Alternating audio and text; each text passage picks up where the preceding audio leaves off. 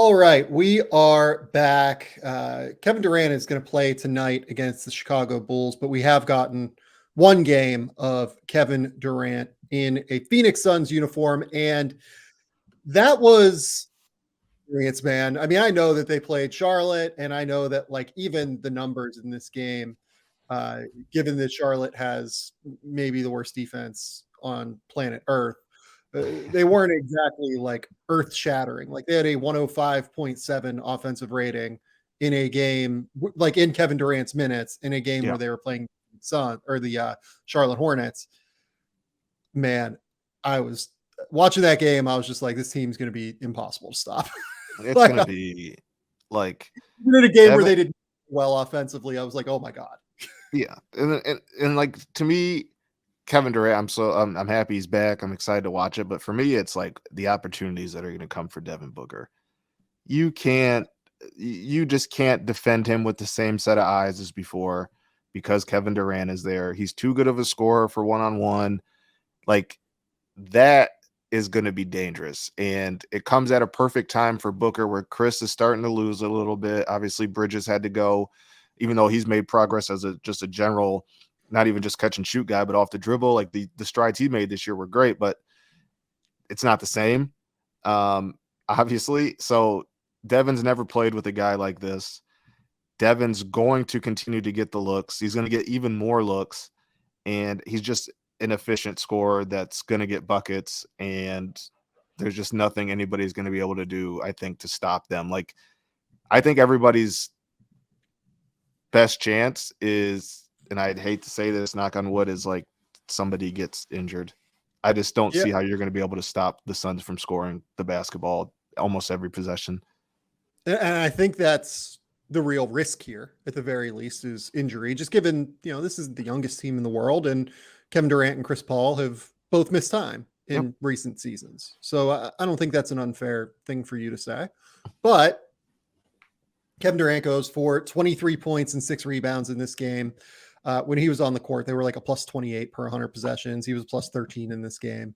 I mean, Devin Booker goes for 37 because he's now being guarded by the second easiest guy on the opposing team. Yep. And then on top of it, the thing that DeAndre Ayton did really well is he just rim ran all game, right? He was the dominant force on the interior that people would like to see from him.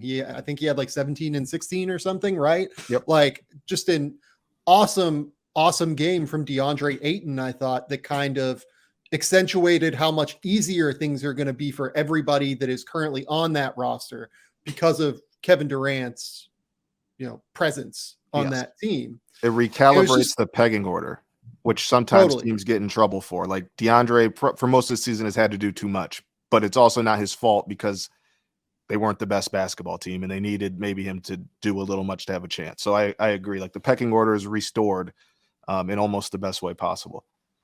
Right. And we just talked about a situation where the pecking order has been altered in the Los Angeles with the Clippers, right? Yep. The thing with Kevin Durant, and this is why I was just such an enormous proponent of this deal, is he actually does not realign your pecking order in a dangerous way.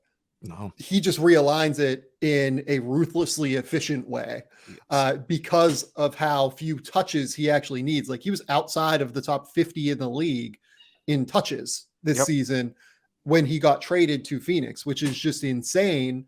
It's Kevin Durant, but that's just who he is as a player. He doesn't need the ball to gather that much attention from the defense, or at least not the ball, doesn't need the ball as much as many players across the league do.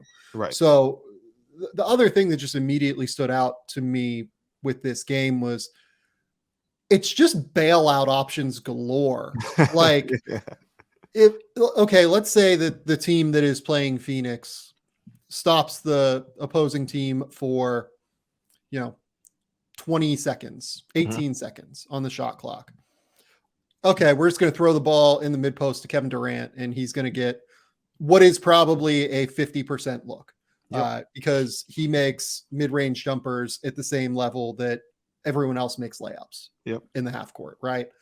Like, oh, Kevin Durant is being doubled or something. we're going to throw the ball on the second side to Devin Booker, who has a slightly easier option to create a shot now. It's just kind of crazy how many options they have at the end of shot clocks now, where you can play defense on them at an exceptionally high level for 18, 20 seconds. And there are going to be a lot of possessions where it just straight up does not matter.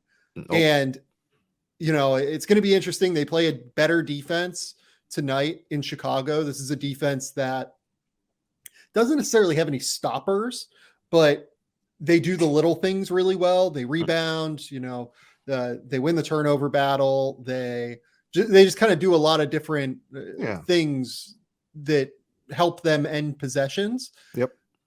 This will be a little bit better of a test for the Suns. The Bulls are obviously playing drastically better than the Charlotte Hornets as well. I'm really interested to see this game, but I think that everything from the first game at the very least was a really strong indicator of how the Kevin Durant lineups are going to look for the Phoenix Suns.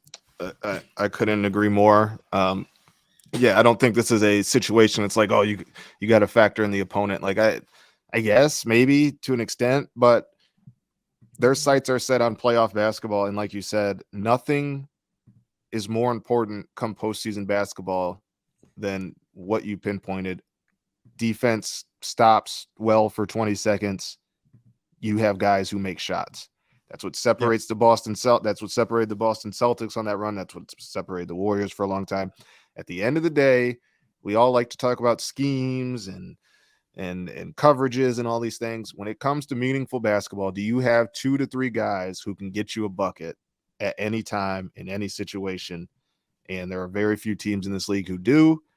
And it is a situation where that's the focus. It's not. It's the possibilities of what can happen when basketball is tight that makes the Suns so dangerous. It's not necessarily how it looks for the first 40 minutes or whatever, because it's gonna look fine just because all those guys are smart basketball players, but they're not gonna be perfect. It's when the game is tight, nobody maybe has a better, like you said, bailout plan or bailout options, assuming health sticks, than the Phoenix Suns, because Kevin Durant's 50% plus from everywhere on the floor except 3, where he's a phenomenal 3-point shooter. He's a phenomenal isolation player. He's a great passer. Devin, again, very good mid-range shooter, I believe. I haven't seen the numbers, but just watching him, I would assume so. Obviously, great 3-point shooter. Chris Paul setting the table. Like I'm fascinated. I hope they are in a bunch of tight games in the playoffs, because I think it's going to be some of the best.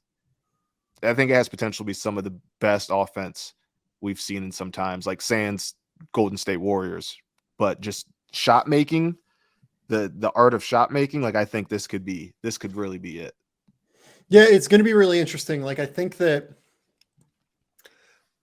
don't think they will post offensive numbers as high end as the Warriors did in those runs, just because of the 3-point shooting and the spacing of the floor and everything. I don't think they quite have that. No. But I think that in the playoffs, particularly, like, their half court offense is going to be really, really hard to stop. Yes. Like, they're going to post really, really, really high half court offense numbers, I would venture, when the games matter most, as opposed to, like, the Warriors breaking offensive rating metrics for their time when they had Kevin Durant and Klay Thompson and Stephen Curry and everything like that. Right. Mm-hmm.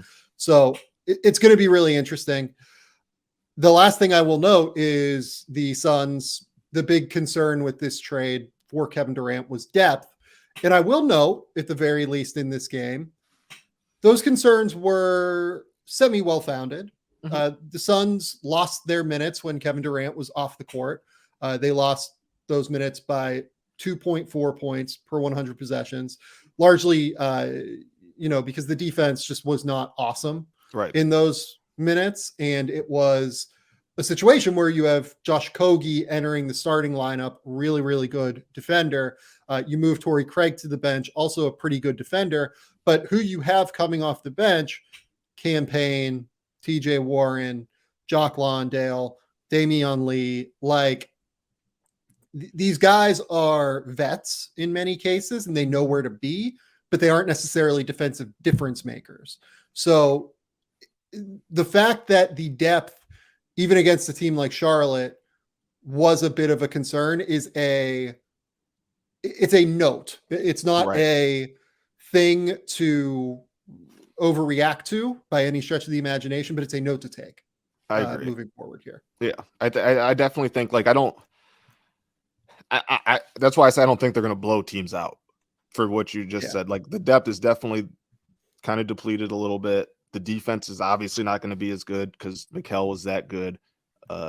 Cam had moments. Like certainly it's not going to be that, but I don't think it's often going to get to a point where they can't work themselves back into a game if they're down double digits. Like obviously not, like it's the NBA, everybody can come back from double digits, but I just don't think that it's almost a shift, right? Like before, I think one thing we all liked about the Suns is defensively, even if shots weren't falling, they stayed in games because they locked up. Now it's okay, they lose a little bit defensively, but the offense is on a whole nother level. So I agree with you. Like I do think that it's not going to necessarily be Warriors off the charts margins of victory and metrics and things like that, but certainly they'll be alive in the majority of games because I just don't know how you stop what they have, especially this time of the season when things tighten up.